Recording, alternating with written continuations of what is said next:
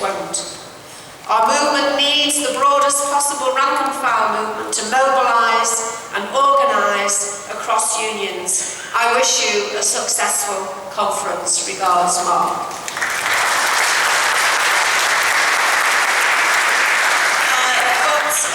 Instead of Mark, we've got a very able representative of the PCS, Chris Bock, who is the Assistant General Secretary. And the PCS union, as you'll know, has been involved in all kinds of action. In fact, they're now preparing for the next stage, and also have been a key supporter and promoter of United Mass Action. Chris Bock.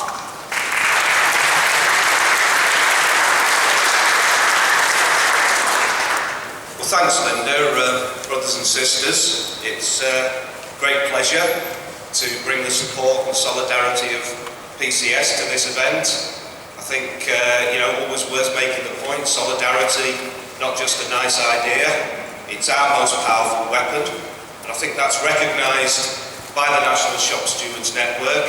The value of this particular event, an opportunity to report on disputes that are virtually obscured from most media coverage.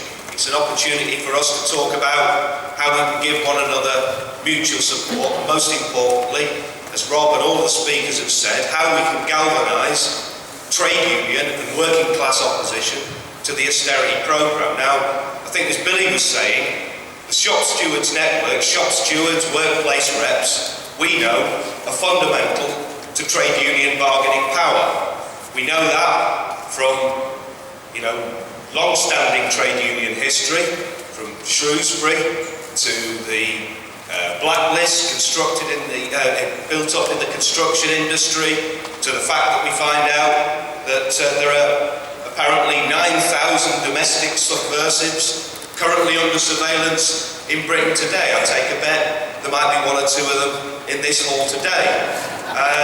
My point being that it's not just us that recognise the pivotal role of shop stewards. The ruling class and the employer recognise that. That's why they devote so much time and attention in monitoring our activities, in restricting the work of shop stewards, of victimising shop stewards. It's why Francis Maud, for example, is paying particular attention to PCS and has targeted our union facility time. That is a backhanded compliment. That's an attack on us because we, like many other unions, promote an activist culture.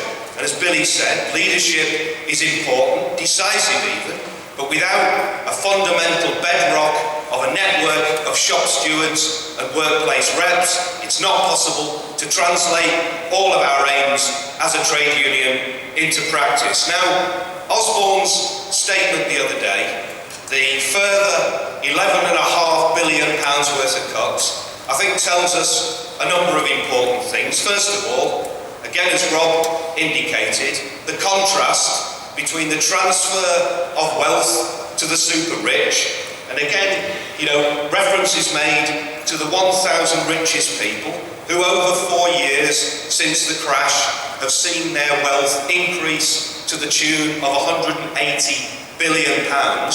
And it's worth noting that the government's plans, some 77% of the budget deficit, according to the Tory Liberal coalition plans, is to be recouped by public expenditure cuts and benefit cuts, and only 23% of that is supposedly being addressed by tax increases. But it's important to recognise that 50% of the tax increases they're expecting are not from the super rich, despite Cameron parading himself as a born-again supporter of tax justice at the G8 summit.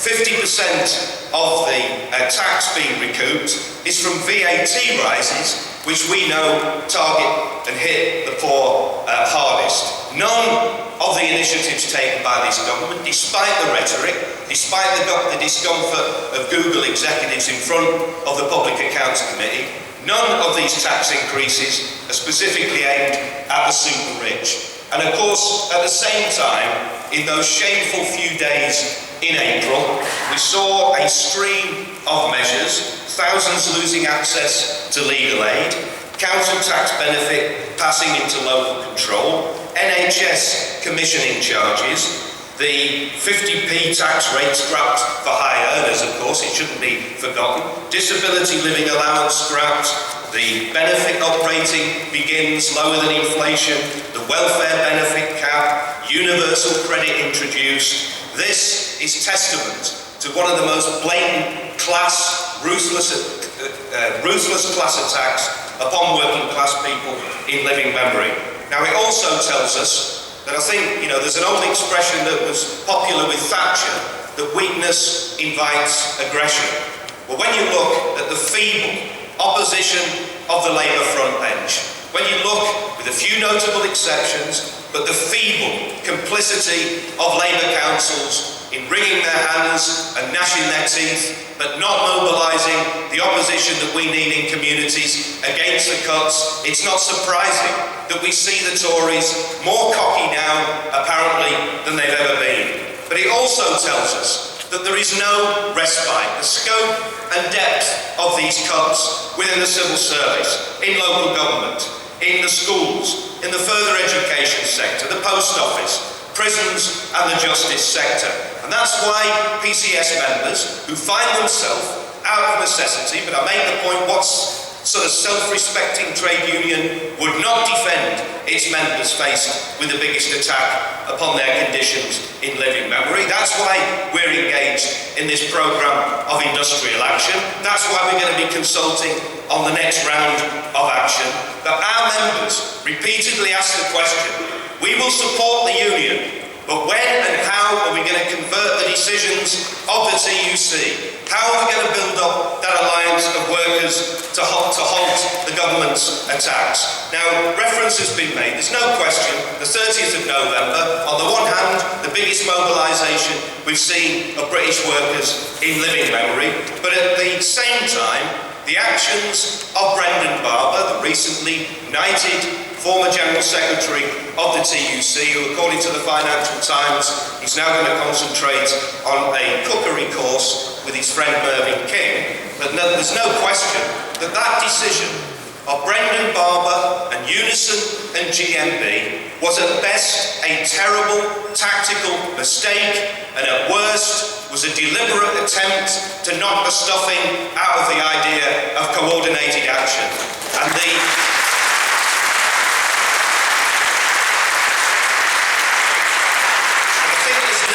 said in their opening remarks, and as others have said, that temporary lull cannot disguise the fact there is no respite, and that those tactics provided no protection. Look at the scale of the cuts being announced in local government.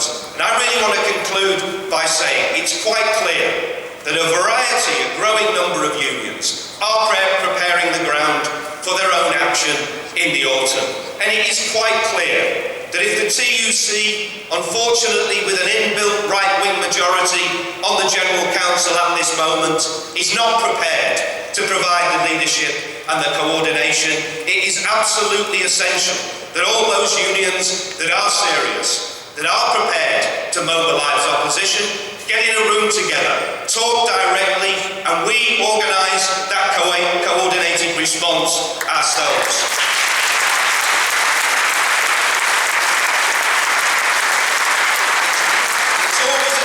Feature at difficult times like this that we see many excuses why it's not possible to mobilise action.